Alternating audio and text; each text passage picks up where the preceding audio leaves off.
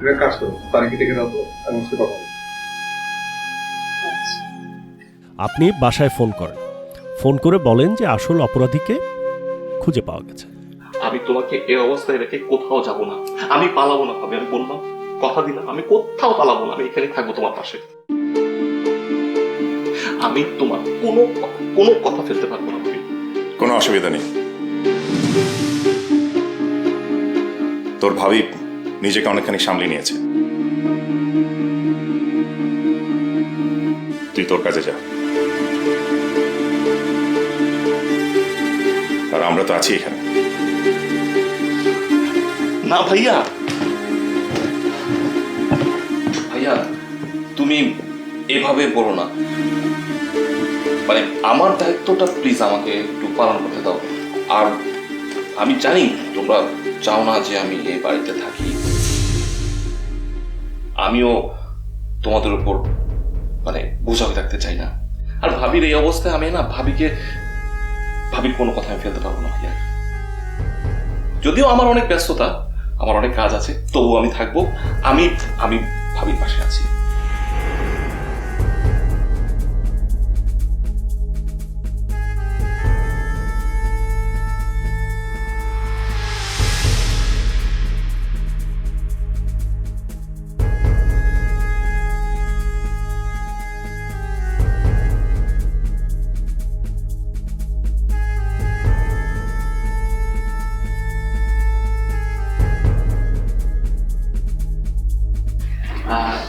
ভাবি আমি তাহলে কি একটু রেস্ট নেই, সারাদিন খুব দৌড়াদৌড়ি করেছি, অনেক ব্যস্ত ছিলাম।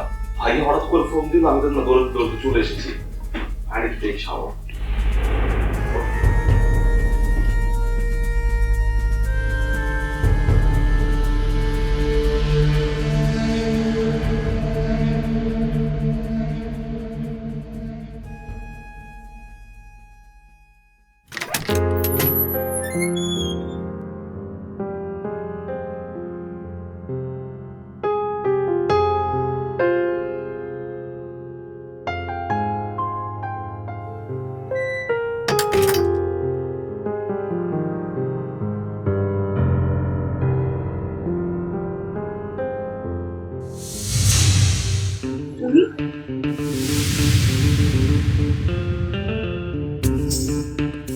তাই কখন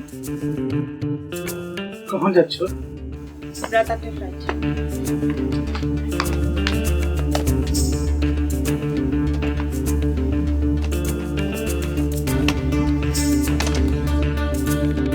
তাহলে সত্যি সত্যি চলে যাচ্ছ আমাকে ছেড়ে? আই ক্যান্ট বিলিভ তুমি আমাকে এই কথা বলছো। মাইকেল, সিরিয়াসলি আমি আমার কানকে বিশ্বাস করতে পারছি না যে তুমি আমাকে বলছো আমি বাংলাদেশে চলে যাচ্ছি তোমাকে ছেড়ে। আমিও বিশ্বাস করতে পারছি না that you're going to leave me and go to Bangladesh. আমি হুট করে কোনো ডিসিশন নিইনি, অনেকদিন ধরে একটু একটু করে ডিসিশন নিচ্ছি, বলতে পারো বাধ্য হয়ে ডিসিশনটা নিতে হচ্ছে। So if you don't return, তোমার যে বিপদ বাড়বে, do you understand that? এই তো এতক্ষণে নিজের রূপটা দেখালে না। আমি তো আসলে বিশ্বাস করতে পারছিলাম না যে আমি কোন মাইকেলকে দেখছি। Now I got it. আমি সেই মাইকেলকেই দেখছি যে আমাকে ভয় দেখাতে এসেছে। আমি তোমাকে ভয় দেখাতে আসিনি, তোমাকে সাবধানও করতে আসিনি। I just want you to understand the reality of doing what you're doing. তোমাকে আমি আগেও বলেছি, আবারও বলছি, পালানোর মতো মেয়ে মিলা না। আমি কোথাও পালিয়ে যাচ্ছি না, আমি যাচ্ছি নিজের শেষ অবলম্বনটুকুকে নিলাম, নিজের আম্মা নিজের বাবাকে নিজের কাছে নিয়ে আসতে। যে অন্যায় আমি তাদের সাথে করেছি সেটা প্রায়শ্চিত্ত। আমি গেটিং লেট, আমি বের হচ্ছি। চলো।